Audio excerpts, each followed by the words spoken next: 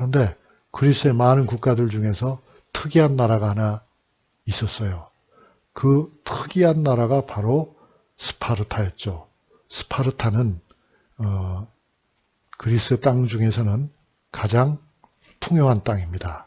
그래서 스파르타는 자급자족이 가능한 곳이었어요.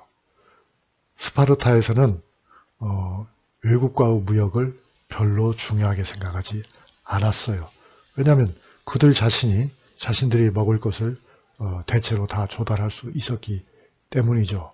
그래서 이 사람들은 대신에 아주 독특한 국가 체제를 만들었습니다.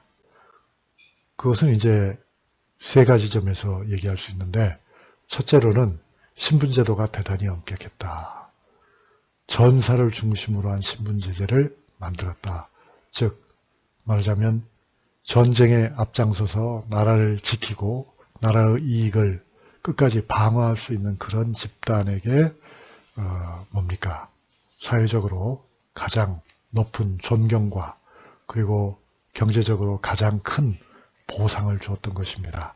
그래서 자연히 이 나라는 전쟁을 즐기는 국가, 말하자면 전제적인 전체주의적 성격의 국가가 되었다 하는 것이 하나의 큰 특징이죠.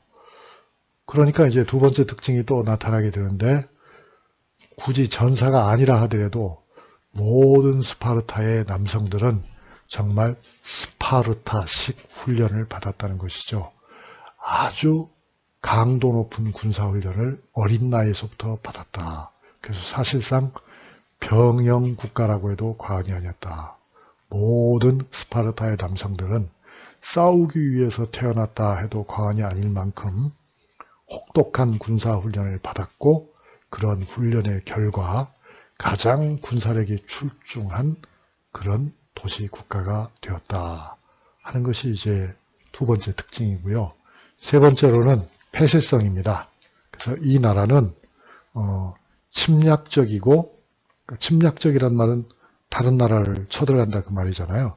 그렇지만 자기 나라를 상대방에게 개방하지 않는, 자신들의 어떤 그 문화를 상대방과 교류하지 않는 그런 아주 고립적이고 폐쇄적인 그런 문화를 만들었던 것입니다.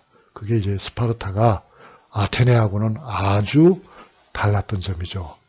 아테네에는 스파르타와는 달리 전사계급이라고 할 것이 없었어요. 아테네는 그렇게 폐쇄적이지 않았어요. 아테네는 신분제가 있긴 했지만 그렇게 전사 중심의 신분제는 아니었고, 그 신분제 역시도 상당한 융통성이 있었다는 점이 좀 다른 겁니다. 그 아테네와 스파르타는 대립을 하죠. 그러니까 나중에는 결국 스파르타가 아테네를 정복해서 멸망시키는 그런 결과가 오기는 합니다만, 그것은 맨 나중의 얘기고요. 역사의 긴 흐름 속에서 본다면 아테네와 스파르타가 힘을 합쳐서 주변의 가장 강대한 국가인 페르시아와 전쟁을 할 때가 여러 번이었습니다. 페르시아는 지금까지 제1강에서 말씀드렸던 것처럼, 앞에 1강에서 말씀드린 것처럼 그 오리엔트의 풍부한 경제적 자원을 흡수하고 오리엔트 지방의 여러 가지 문화적인 전통을 계승해서 철기를 가지고서 주변 지역까지를 다 정복한 엄청나게 강한 나라였거든요. 그래서 그 페르시아와 아테네와 스파르타, 즉 그리스가 충돌을 하게 됩니다. 그 까닭은 뭐냐면 스파르타는 그리스의 여러 국가들이 지중해 무역을 통해서 부를, 즉 많은 재산과 많은 물자를 가지고 있기 때문에 그것을 약탈할 생각이 있었던 거죠. 또 그리스의 무릎을 꿇려서 자기들에게 복종시키려고 했던 거죠.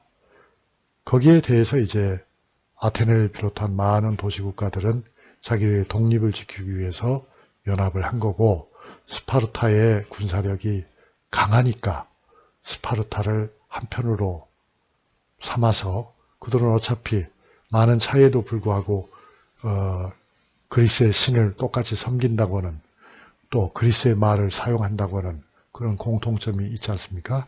그래서 이제 그들은 페르시아를 상대로 싸우게 됩니다. 이 전쟁을 우리는 흔히 페르시아 전쟁이라고 말하죠. 페르시아 전쟁이라고 하는 말의 뜻은 페르시아를 상대로 그리스의 동맹 국가들이 전쟁을 벌인 것을 말하고요. 그 시기는 대체로 지도에 표시되어 있는 것처럼 기원전 500년, 그러니까 지금부터 약 2500년 전부터 기원전 479년까지 약 20년 동안의 그런 전쟁이었습니다. 그 20년 동안의 전쟁을 통해서 결국은 그리스 연합군이 이깁니다. 그러니까 스파르타와 아테네를 중심으로 한 그리스의 연합군이 페르시아의 침략을 방어하는 거죠.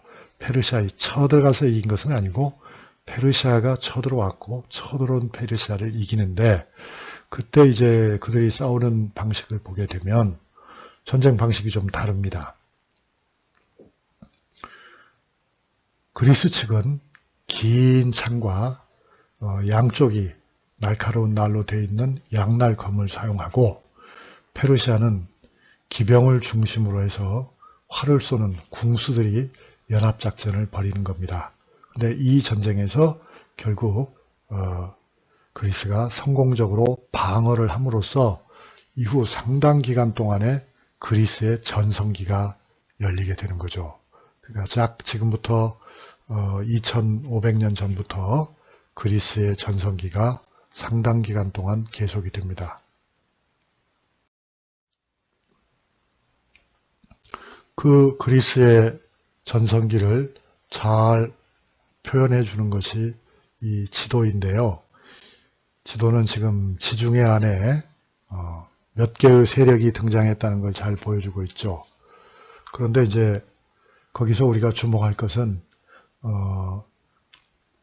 그리스라고 하는 해상 세력, 그리스라고 하는 해상 세력은 오늘날의 그리스 반도는 물론이고 오늘날의 터키를 따라서 블랙시, 우리가 흑해라고 하는 지역 있죠. 러시아로 통하는 크림반도까지 포함하는 그 지역 일대의 해안가도 전부 그리스가 식민지화합니다. 또 이탈리, 그러니까 이탈리아 반도의 남쪽과 그 아래에 있는 시실리아 섬, 이것도 그리스가 식민지로 삼죠.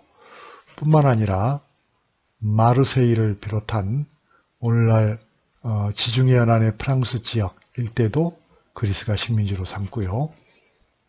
또 세력을 널리 확장해가지고 어디까지 내려가냐면 이베리아 반도죠. 오늘날 스페인이죠. 스페인의 일부 지역까지도 그리스가 식민지로 삼아서 엄청나게 넓은 교역망을 건설하고, 이 무역로를 따라서 많은 물자가 교류되고 그 부를 그리스로 빨아들여서 그리스 안에서 엄청난 문화가 발달했던 겁니다. 그런데 그러한 그리스 못지않게 남쪽에도 대단한 실력자가 등장했다. 그것도 역시 바다를 통해서 활동하는 그런 교역 국가인데, 이게 바로 페니키아입니다. 페니키아 사람들은 지중해의 남쪽이죠. 북아프리카 일대하고 그리고 스페인 일부 그리고 이집트까지 연결되는 그런 해안선을 쫓아가면서 중간에 카르타고도 보입니다만, 이 넓은 지역에 교역망을 건설해서 엄청나게 세력을 과시하게 됩니다. 그런데 역시 이 페니키아 역시도 그리스의 경우와 마찬가지로 하나의 통일된 제국이었던 적은 없어요. 페니키아 사람이라고 하는 것은 그리스 사람이나 마찬가지로 그들은 정치적으로는 여러 개의 도시국가 사람들입니다. 그런데 언어가 같고, 또 페니키아는 여러분이 아시다시피 문자를, 그야말로 가장 합리적인 문자, 소리 글자를 최초로 만들어서 사용한 것으로도 이름이 높죠. 그래서 이 페니키아와 그리스가 지중해의 남쪽과 지중해의 북쪽을 서로 점령하면서 해양에서 아주 강대한 세력을 구축했다. 이렇게 해서 이제 지중해 일대의 모든 민족들과 모든 나라들이 서로 페니키아나 그리스 또는 두 나라를 다 이용해서 서로의 귀중한 물건들을 주고받고 이익을 나눌 수 있는, 그런 말하자면 고대의 글로벌라이제이션, 지중해 연안의 세계화가 이때 이미 이루어졌던 것입니다. 이 지도를 유심히 잘 보세요. 왜냐하면 이 지도에 나타난 그리스나 페니키아의 식민지들이 결국 나중에는 로마의 식민지가 되기 때문이죠.